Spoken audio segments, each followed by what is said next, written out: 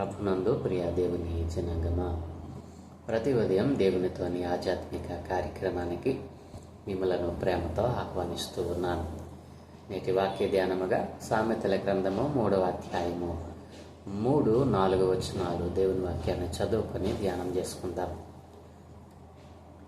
దయను సత్యమును ఎన్నడును నిన్ను విడిచిపోనీయకుము, వాటిని కంఠభూషణముగా ధరించుకునుము, నీ హృదయమును పలక మీద వాటిని వ్రాసుకునుము. అప్పుడు దేవుని దృష్టి యందును మానవుల దృష్టి యందును నీవు దయనుంది మంచివాడవని అనిపించుకుందు. ఆమేన్. ప్రభునందు ప్రియ దేవుని జనాంగమా, చదువుకొనబడిన లేఖనము నిమిత్తమే ప్రార్థన చేద్దాం. సకల ఆశీర్వాదములకు కారణభూతుడైన తండ్రి, మా మంచి దేవ, గొప్ప దేవ, మీ ఘనమైన ఉన్నతమైన మనకి స్తోత్రాలయ. ఏ మంచి లేని మా జీవితంలో మరొక నూతన దినాన్ని దయచేసినందుకే స్తోత్రాలు తండ్రి. ఉదయ కాలమందు మేము ధ్యానం చేయట కొరకు చదువుకున్న ఈ లేఖన భాగాన్ని మా కొరకు దీవించండి. ఈ లేఖన భాగంలో నుండి కొన్ని ఆత్మీయ పాఠాలు మీరే మాకు బోధించి నేర్పించమని యేసయ్య పరిశుద్ధ నామమున ప్రార్థించి వేడుకుంటూ ఉన్నాము తండ్రి. ఆమేన్. ప్రభునందు ప్రియ దేవుని జనాంగమా, సామెతల గ్రంథము 3వ అధ్యాయము బైబుల్ గ్రంథంలో ఉన్నటువంటి అత్యంత ప్రియమైన మరియు లోతైన ఆధ్యాత్మిక బోధనలు కలిగిన భాగాలలో ఒకటి అని నిన్నటి దినాన మనం ధ్యానం చేశాం. ఈ అధ్యాయము పూర్తిగా మనం ధ్యానం చేసినప్పుడు దేవునిపై నమ్మకము ఎలా ఉంచాలి, ఆయన యొక్క జ్ఞానాన్ని ఎలా వెంబడించాలి, దైవిక క్రమశిక్షణను మనం ఎలా పెంపొందించుకోవాలో ఈ 3వ అధ్యాయం మనకు వివరిస్తుంది. దీనికంటే ప్రాముఖ్యమైనటువంటి విషయం ఏంటంటే, ఈ రోజున మన పిల్లలు చాలామంది చదువుకోవటానికి దేవుని పైన ఆధారపడుతూ ఉంటాం. చాలామంది మన పిల్లలకు దేవుని యొక్క వాక్యాన్ని పరిచయం చేయాలనుకుంటాం. దూర ప్రాంతంలో ఉండి చదువుకోవాలన్న బిడ్డలకు దేవుని పరిశుద్ధ గ్రంథాన్ని చదువు, నీవు ప్రతి విషయంలో దేవుని వాక్యాన్ని ముందు పెట్టుకో అని మనం చెప్తూ ఉంటాం. దేవుని పిల్లరా, చాలామంది దైవజనులు విద్యార్థులైన వారికి ఈ సామెతల గ్రంథం 3వ అధ్యాయాన్ని బైహార్ట్ చేయమని చెప్పి చాలామంది చెప్పడం మనం వింటూ ఉంటాం. దేవుని పిల్లరా, ఎందుకు అని అంటే, ఇది దేవుని యొక్క జ్ఞానాన్ని, దేవునిపై మనము నమ్మకము ఎలా ఉంచాలి, ఆయన యొక్క జ్ఞానాన్ని ఎలా వెంబడించాలి, దైవికమైన క్రమశిక్షణ మనం ఎలా అలవర్చుకోవాలో ఈ 3వ అధ్యాయం మనకు వివరిస్తూ ఉంది. ఈ అధ్యాయంలో ఉన్నటువంటి వేదాంతపరమైన ముఖ్యమైన అంశాలను మనం ఒక్కొక్కటిగా మనం ధ్యానం చేద్దాం. ప్రియదేని పిల్లారా, ఈరోజు మనం చదువుకున్నటువంటి లేఖన భాగంలో మనం చూస్తే దేవుడు ఒక శ్రేష్టమైన విషయాన్ని ఇక్కడ తెలియచేస్తూ ఉన్నాడు. ఇది పెద్దలకు అనుకుంటారా, చిన్నలు అనుకుంటారా, విద్యార్థులకు అనుకుంటారా, ఎవరికైనా సరే నిజమైన దేవుని నామాన్ని ఎరిగిన ప్రతి ఒక్కరు కూడా ఈ యొక్క శ్రేష్టమైనటువంటి విషయాలను మనము మన జీవితంలో కలిగి ఉండాలి. ప్రియదేని పిల్లరా, అందుకే దేవుని లేఖనం సెలవిస్తుంది కదా, దయను సత్యమును ఎన్నడునో నిన్ను విడిచిపోనీయకుము. ప్రియ దేవుని పిల్లలారా, ఇక్కడ మనం చూస్తే చాలామంది నేను మంచివాడను అనిపించుకోవాలని చెప్పి చాలామంది ఈ లోకంలో చాలా రకాలైనటువంటి క్రియలను చేస్తూ ఉంటారు. ఎదుటి వ్యక్తిని మెప్పించటానికి, ఆ వ్యక్తి యొక్క మన్నలను పొందటానికి మనము అనేక రకాలైనటువంటి క్రియలను మనం చేస్తాం. ఇప్పుడు ఒక వ్యక్తిని మనం నమ్మించాలి, నేను మంచివాడిని అని నమ్మించటానికి ఆ వ్యక్తి తనకు మించినటువంటి వాటిని చేయటానికి కూడా వెనుకాడాడు. అలాంటి పరిస్థితుల్లో చాలామంది చాలా రకాలైనటువంటి తప్పులు చేస్తూ ఉంటారు. ప్రియదేని పిల్లారా, ఈ రోజున ఒక మనిషి నేను మంచివాడని అనిపించుకోవటానికి ఎన్నో రకాల తప్పులు చేస్తూ ఉంటాడు. తనకు తెలియకుండానే మరి అనేక రకాలైనటువంటి మరి ఉపద్రవములలో ప్రమాదములలో పడిపోతాడు. ఎందుకు? ఒక మనిషి యొక్క మన్నన పొందడానికి, నేను మంచివాడిని అనిపించుకోవడానికి తనకు అలవాటు లేనటువంటి అనేకమైన క్రియలను చేస్తాడు. ఇదేం పిల్లరా, మరి మానవుల దృష్టి యందు మంచివాడను అనిపించుకోవటానికే మనం ఇన్ని ప్రయత్నాలు చేస్తూ ఉన్నాం. కానీ బైబిల్ గ్రంథం ఏం చెప్తుందో తెలుసా? నీవు దేవుని దృష్టి యందును మానవుల దృష్టి యందును నీవు దయనుంది మంచివాడవని అనిపించుకోవాలి అని అంటే నీకు అలవాటు లేని నీ జీవితంలో ఎప్పుడు చేయలేని క్రియలు చేయక్కర్లా.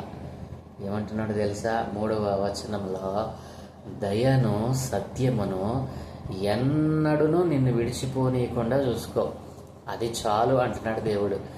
దయ నీ జీవితంలో ఒక భాగముగా ఉండాలి.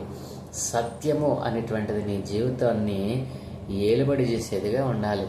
అప్పుడు నీవు మనుషుల మరి దేవుని దృష్టి అందును మానవుల దృష్టి అందును నీవు మంచివాడవని పేరు తెచ్చుకుంటావు. ప్రియమైన పిల్లరా, మరి దయా సత్యము అనేటువంటి 2 లక్షణాలు, ఈ 2 గుణాలు ఎవరిలో మనం చూస్తాం? ప్రియమైన పిల్లరా, సర్వ మానవాళి పాపముల కొరకు ఈ లోకానికి వచ్చి తన రక్తమును ధారపోసినటువంటి సర్వాధికారి అయిన సర్వ శక్తి కలిగినటువంటి యేసు క్రీస్తు ప్రభుల వారిలో మనం చూడగలం. దయను సత్యమును మరి నీవు ఎన్నడూను కూడా విడిచిపోనీయకుండా మరి చూసుకో అని దేవుని లేఖనం సెలవిస్తూ ఉంది. ఇతరుల పట్ల నీవు దయ కలిగి ఉండాలి. ఇతరుల పట్ల నీవు దయను మరి కనుపరచాలి. నీవు నీ పొరుగువాని పట్ల మరి దయను కనపరచకుండా కఠినముగా మాట్లాడుతూ దయ నీ జీవితంలో అసలు క్రియారూపంలోనే లేకుండా బ్రతుకుతున్నావేమో. రోజున ఈ దయ సత్యము అనేటువంటిది నిన్ను విడిచిపోనీయకుండా నీవు కాపాడుకుంటే, వాటిని కంఠభూషణములుగా నీవు ధరించుకుంటే, అంతేకాదు ప్రాముఖ్యమైనటువంటి విషయం ఏంటో తెలుసా? నీ హృదయమును పలక మీద వాటిని రాసుకుంటే, దేవుడు అంటున్నాడు కదా, నీవు మనుష్యుల దృష్టి యందు మంచివాడవని అనిపించుకోవటానికి కష్టపడక్కర్లా. నీలో ఉన్నటువంటి దేవుని గుణగణాలైనటువంటి ఆ దయా సత్యము నిన్ను ఏం చేస్తుందో తెలుసా? అందరి ఎదుట మంచివాడివిగా నిలబెడుతుంది, మంచి దానివిగా నిలబెడుతుంది. కాబట్టి మన జీవితంలో మనం కలిగి ఉండవలసినటువంటి ప్రాముఖ్యమైన గుణగణాలు, దేవుని మరి యేసు క్రీస్తుని నమ్మి యేసు క్రీస్తుని రక్షకునిగా అంగీకరించిన నీ జీవితంలో మరి నిత్యము మరి మనలో క్రియారూపముగా కనబడవలసినటువంటివి ఏంటో తెలుసా? దయను సత్యమును ఎన్నడూ కూడా మనం విడిచిపెట్టకూడదు. ప్రియమైన పిల్లరా, ఈ దయా సత్యము ఎలా ఉంటుంది? ఈ దయా సత్యమును నేను ఎలా విడిచిపోకుండా మనం కాపాడుకోవాలి? ఇలాంటి అనేకమైన అనాలోచితమైనటువంటి మాటలు చాలామంది మూర్ఖులు మాట్లాడుతూ ఉంటారు. మూర్ఖుడు, దుష్టుడైన వాడు, జ్ఞానాన్ని అసహించుకున్నవాడు, ఉపదేశాన్ని తిరస్కరించే వారికి ఇట్టి శ్రేష్టమైన మాటలు వారి చెవున పడవు. ప్రియమైన పిల్లరా, రక్షింపబడిన నీవు నీ జీవితంలో నీ పొరుగు వారి పట్ల, మరి దుర్దశలో ఉన్నవారి పట్ల, మరి ఆదరణ కొరకు చేతులు చాస్తున్న వారి పట్ల, ఆకలితో ఉన్నవారి పట్ల, మరి అవసరత కలిగిన వారి పట్ల నీవేం కలిగి ఉండాలి తెలుసా? దయను కలిగి ఉండాలి. దయ చూపించాలి. దేవుడు నీకు ఇచ్చిన దానిలో కొంత అది లేని వారికి, పేదలకు, దరిద్రులకు నువ్వు దానిని ఇవ్వటానికి నీ హృదయాన్ని మరి సిద్ధపరచుకోవాలి. నా ప్రియ దేవుని జనాంగమా, ఈ రోజున మనుషుల దృష్టి యందు మంచివాడవని అనిపించుకోవటానికి ఈ లోకముతో కలిసిపోయి లోకములో ఉన్నటువంటి లోక సంబంధమైనటువంటి వాటిని మరి వారి ఎదుట ప్రవర్తించి మరి ప్రదర్శించి నేను మంచివాడని అనిపించుకోవాలని మనం చాలా ప్రయత్నం చేస్తాం. కానీ దేవుని ఎదుట అది సరైనది కానే కాదు. దేవుడు అంటున్నాడు కదా, దయను సత్యమును ఎన్నడూను నిన్ను విడిచి పోనీయకుము అంటూ ఉన్నాడు. అంతేకాదు వాటిని కంఠభూషణములుగా ధరించుకోవాలట. వేటిని? దయను సత్యమును మనకు అలంకారముగా మనం దేటినైతే ఇష్టపడతామో, మరి ప్రతినిత్యము మనం అద్దం ముందు నుంచుని వేటినైతే చూసుకుని మురుసుకుంటామో, అలా మరి అట్లాంటి అసంపూర్ణమైనటువంటి అశాశ్వతమైనటువంటి వాటిని మరి ధరించుకోవటం కాదు. మనము కంఠభూషణములుగా దేనిని ధరించుకోమంటున్నాడు తెలుసండి? దయను సత్యమును మనము కంఠభూషణలుగా ధరించుకోవాలంట. ఇంకో శ్రేష్టమైనటువంటి మాట ఏంటో తెలుసా? వాటిని మన హృదయమును పలక మీద వాటిని రాసుకోవాలంటండి. దయా సత్యము ఎప్పుడు మన హృదయంలో, మన మనస్సులో మెదులుతూ ఉండాలి. ఎవరికి మరి దయ చూపించాలి, ఎవరు దయ కొరకు ఎదురు చూస్తూ ఉన్నారు? సత్యము అనేటువంటిది శ్రేష్టమైన మాట. దేని పిల్లారా, మరి దేవుణ్ణి ఎరిగినటువంటి వారు ఎప్పుడు అబద్ధాలు ఆడకూడదు, కొండెములు చెప్పకూడదు, మరి దుష్ట ప్రవర్తనను కలిగి ఉండకూడదు, అపహాసకులు కూర్చుండే చోట కూర్చుండకూడదు, పాపము చేయువారి మార్గములో నడవకూడదు. ఇట్లాంటి మంచి గుణాలు ఎవరికి వస్తాయి? దేవుని యొక్క జ్ఞానాన్ని, ఉపదేశాన్ని అంగీకరించిన వారు ఇలాంటి దయను, మరి సత్యమును అనేటువంటి గుణాలను కలిగి ఉంటారు. నా ప్రియమైన పిల్లరా, మనం ఎప్పుడు కూడా సత్యమే మాట్లాడాలి, సత్యమును గురించే మనం ప్రవచించాలి, సత్యమును గురించే మనం ప్రకటించాలి. కానీ అసత్యముతో మన హృదయాన్ని నింపుకోకూడదు. దేవుడు అంటున్నాడు కదా, నీవు దేవుని దృష్టి యందు, మానవుల దృష్టి యందును కూడా నీవు మంచివాడవని అనిపించుకోవాలనంటే నీ హృదయమందు సత్యమును రాసుకోవాలి, సత్యమును ధరించాలి. నీ కంఠభూషణముగా సత్యమును ధరించాలి. నీ హృదయమును పలక మీద సత్యమును రాసి ఉంచుకోవాలి. నీవు ఎక్కడ నిలబడితే అక్కడ నీవు దయ చూపించేవాడవై ఉండాలి, సత్యమును మాత్రమే మాట్లాడేవాడై ఉండాలి. దేవునికి కావాల్సింది ఇట్లాంటి వారే, సత్యం మాట్లాడేవారు, దయ చూపించేవారు. దేవుడు ఎంతగానో వారిని ఆశీర్వదిస్తాడు. మరి ఈ రకంగా దయను సత్యమును మనము మరి విడిచిపోకుండా మన హృదయమును పలక మీద వాటిని రాసుకొని, మరి వాటిని అలంకార భూషణముగా మనం వేటినైతే ధరిస్తామో అలా దయను సత్యమును మనం కంఠభూషణముగా ధరించుకున్నప్పుడు మనకేమవుతుందో తెలుసా? దేవుని దృష్టి యందు, మానవుల దృష్టి యందు, మొదట దేవుని దృష్టి యందు మనం మంచివాడిగా మరి కనపడతాం. దేవుడే మనలను మంచివాడు అని మరి పేరునిచ్చి మనలను సత్కరిస్తాడు, ఆశీర్వదిస్తాడు. అంతేకాదు మానవుల సహిత మనలను మంచివాడు, మరి దేవుని యొక్క జ్ఞానం పొందుకున్నవాడు, దేవుని యొక్క అడుగు జాడల్లో నడిచేటువంటి కుమారుడు అని మానవుల దృష్టి అందుకు కూడా మనం మంచివారముగా మారతాం. నా ప్రియ దేవుని పిల్లరా, మరి నీవు దయను సత్యమును మరి నీ హృదయమందు కలిగి ఉన్నావా? నీవు ఎలా నీ జీవితాన్ని గడుపుతా ఉన్నావు?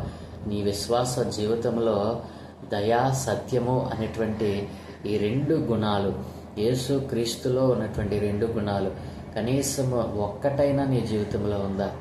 నువ్వు ఎప్పుడు సత్యమును గురించి మాట్లాడతావా?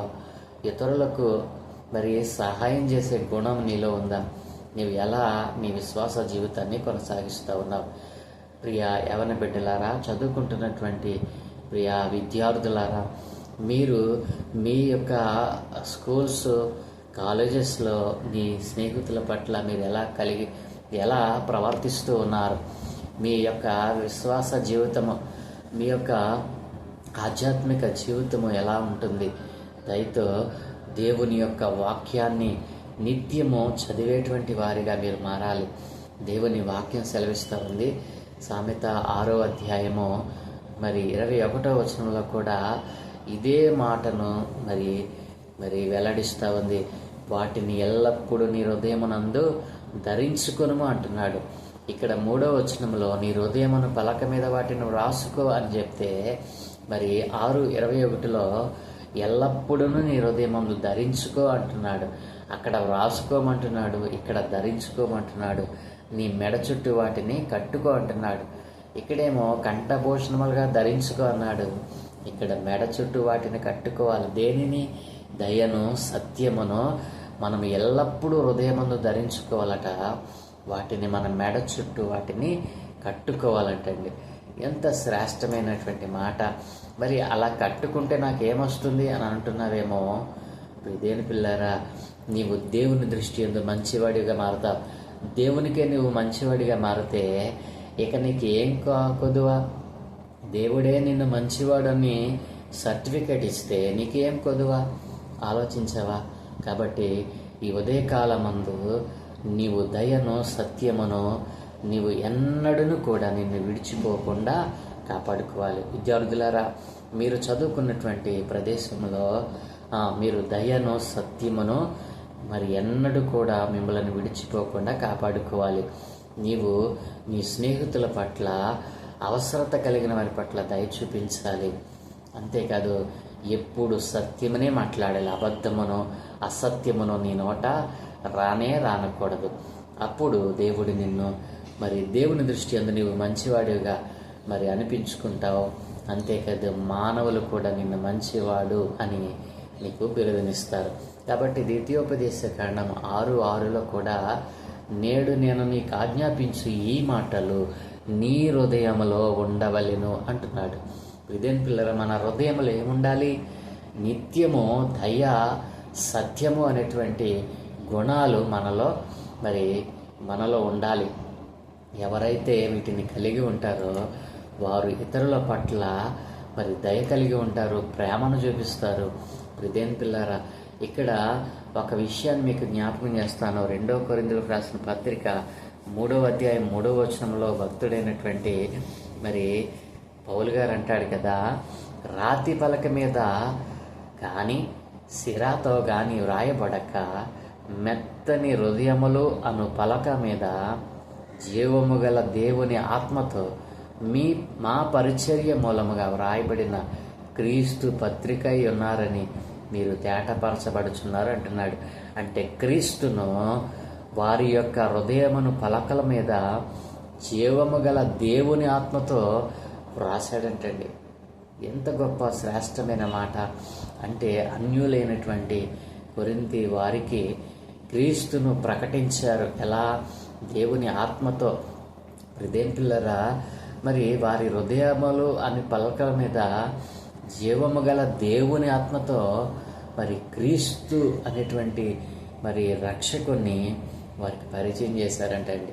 ఎంత గొప్ప శ్రేష్టమైన మాట. మన హృదయం అనేటువంటి పలక మీద ఏముండాలో తెలుసా? నిత్యము దయ, సత్యము అనేటువంటిది మనం కలిగి ఉండాలి. అప్పుడు దేవుని దృష్టి యందును మానవుల దృష్టి యందును నీవు దయనుంది మంచివాడవని అనిపించుకుంటావు. నీవు మనుషుల దృష్టివే కాదు, దేవుని దృష్టిలో మొదట నీకు ప్రథమ స్థానం ఇవ్వబడుతుంది. దేవుడే నిన్ను మంచివాడు అని ఆయనే నీకు సర్టిఫికేట్ ఇస్తాడు. అప్పుడు ఇదేం పిల్లారా, కాబట్టి మరి నీవు ఎలా నీ జీవితాన్ని గడుపుతూ ఉన్నావు? ప్రియ యవన కుమార్తెలారా, కుమారుడా, నీ యవన జీవితాన్ని ప్రభువుకి మరి సమర్పించావా? నీ యవన జీవితాన్ని మరి దేవుడిచ్చినటువంటి కొద్దిపాటి మరి సమయాన్ని వ్యర్థమైన వాటితో గడిపేస్తూ ఉన్నావా? నీవు మనుషుల దృష్టి యందు మరి ఈ పాపలోకంలో మరి పాపి అయినటువంటి మానవుని దృష్టి యందు నేను మంచివాడిని అనిపించుకోవడానికి అనేకమైన చెడ్డ కార్యాలు కలిగి ఉన్నావా? సత్యమును దయను నీవు నీ హృదయమందు మరి కలిగి ఉండకుండా అసత్యముతో మరి ఇతరుల పట్ల దయ చూపని వాడిగా మిగిలిపోతా ఉన్నావా? ఎలా జీవించమని దేవుని మరి వాక్యం సెలవిస్తూ ఉందో అలా నీవు జీవిస్తూ ఉన్నావా? ఒకవేళ కీడుకు ప్రతి కీడు నీవు ఎవరికైనా చేస్తూ ఉన్నావా? జాగ్రత్త. దేవుని వాక్యం సెలవిస్తుంది కదా, రోమీలకు రాసిన పత్రిక 12వ అధ్యాయం 17వ వచనంలో, కీడుకు ప్రతి కీడు ఎవనికి చేయవద్దు, మనుషులందరి దృష్టికి యోగ్యమైన వాటిని గురించి ఆలోచన కలిగి ఉండడి అని దేవుని వాక్యం సెలవిస్తూ ఉంది. ప్రతి కీడు చేసేటువంటి మనస్సు నీలో ఉందా? ఈ రోజున దేవుని దృష్టి యందు నీవు మంచివాడవని, దేవుని దృష్టి యందు నీవు మంచివాడవని అనిపించుకోవాలనంటే నీ హృదయమందు ఈ రెండిటిని కలిగి ఉండు.